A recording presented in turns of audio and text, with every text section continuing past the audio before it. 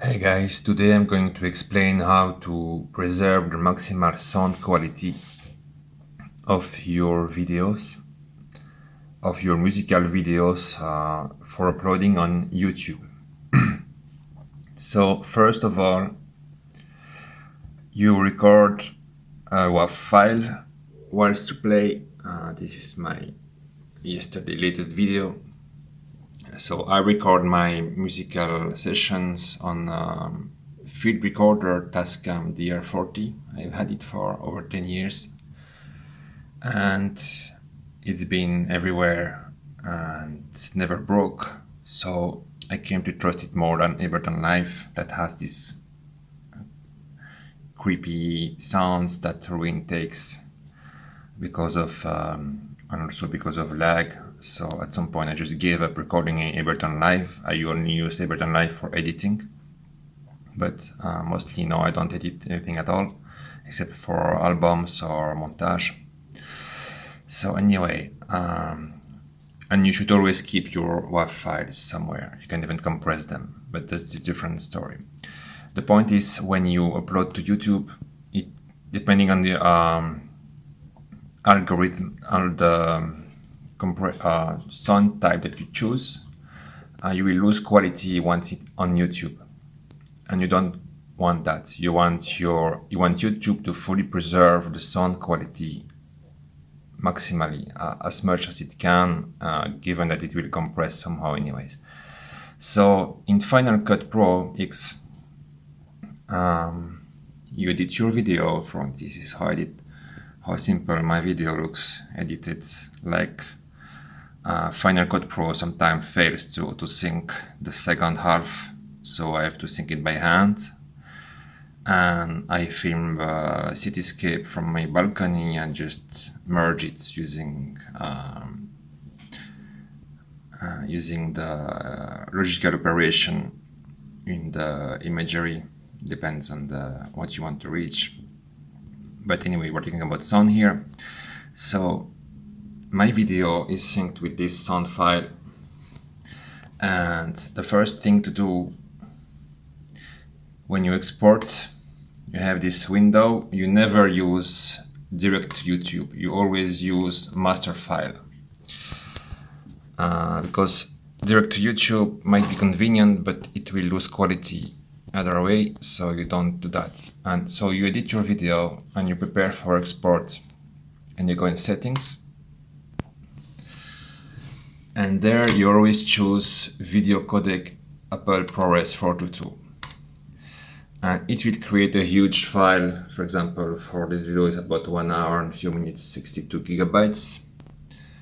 Whereas if you just pick H.264, it will make a 10 gigabyte video. And YouTube's gonna publish 264 anyway, so why bother, right? Wrong. Well, because look, when you choose Apple ProRes 422, the sound format will be linear PCM, which is like something like just plain WAV file, like no compression at all. Whereas if you choose H.264, you will have AAC, so it's a format adapted for streaming. It is not lossless compression. I mean, I'm not sure about the other one. Is it lossless or not? But I heard, why I came to do this, I heard personally the difference when I upload a big this kind of format. From the result on YouTube, I would hear a difference. I would hear something is not right with this video, or like it doesn't sound right. It sounds cheap. And I had this feeling and noticed this when I was sharing in H.264, which is AAC. So you don't want publish the export file. You will publish it Apple ProRes 422. I don't think there is any sense to take a higher setting, because that only affects video. With this is just the same sound quality. And so you choose edit your video, do whatever you have to do, and you publish. You export the file wherever. I've already done it, so I'm not doing it again. you export the file in, again, what you want to do, master file, always master file, always keep you a offline copy to take care of in case your YouTube channel gets cancelled or whatever. And always choose Apple ProRes 422 in Final Cut Pro. And so you upload this file. It will take a while, so you do need a fast connection to do this. And then what you want to do is you go to your youtube.com/my_videos and you wait that your video has finished HD. Like sometimes your video will be online but not HD, every time.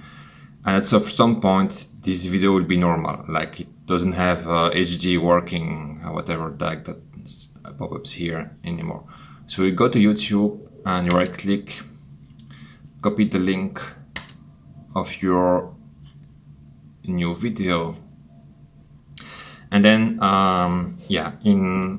so this is for Final Cut Pro X, so I'm assuming you're using a Mac. So you do need in terminal, you do need Mac ports, macport.org. You install Mac ports on your computer if you don't have, or if you can also do this on a Linux computer if you have one on this screen. And sorry. So you need these 3 ports, whether on the Mac itself or on a separate Linux box, YouTube-DL, either YouTube-DL or YT.dlp. I recommend YT.dlp, it's better and more efficient YouTube downloader than YouTube-DL. And you need FFmpeg port. And so with these tools in mind, you just download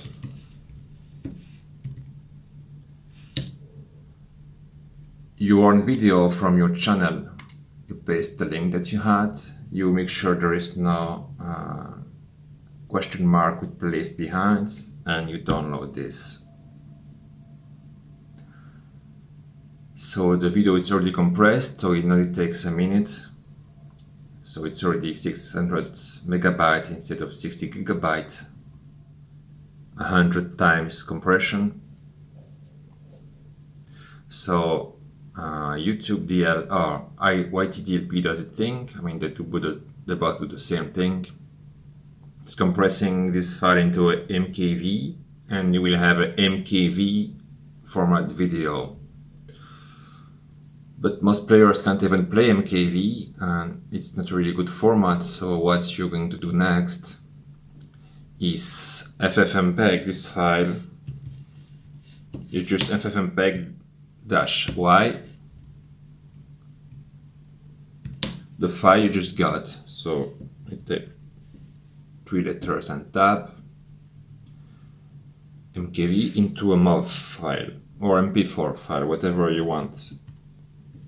You just type the same thing again, tab, and just backspace the last 3 into the format you want. I like MOV because I can edit it later in Final Cut Pro again.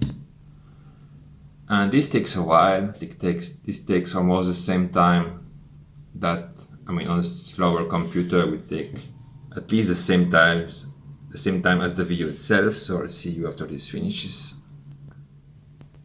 Alright, now the conversion is finished. I made my MKV download from YouTube MOV, so I will go ahead and delete the MKV.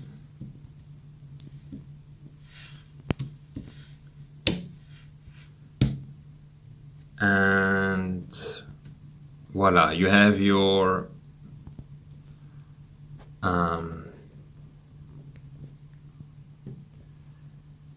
video on YouTube has the good quality from uploading a Apple ProRes file with full PCM audio. You saved your original WAV file, so you have that in full quality if you want to edit it later for a compilation or an album or whatever. and you have the video file in the same quality as in YouTube on your hard disk with a size about 100 times less than what you exported. So now we can go ahead and delete the original file.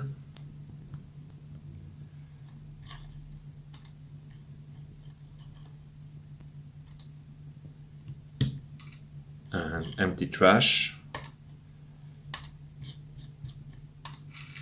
And there you go. You have, because if you keep all your file of 60 gigabytes or whatever on your hard disk, and if you do this every other 2 days, your hard disk will fill up in a few weeks.